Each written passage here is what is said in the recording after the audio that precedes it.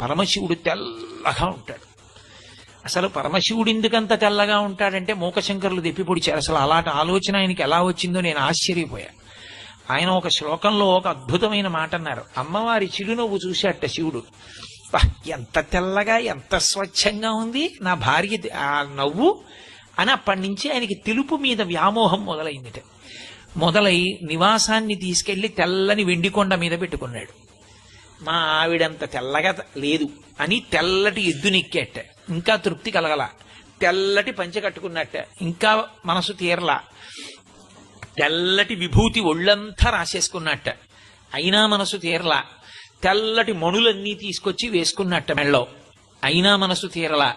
శంకరా, అసలు నీకు తెలుపు మీద ఇంత పిచ్చి ఎందుకు వచ్చిందో తెలుసా? మల్లికార్జునుడన్న పేరుతో మల్లికా పుష్పములను ఎందుకు వేసుకుంటావో తెలుసా?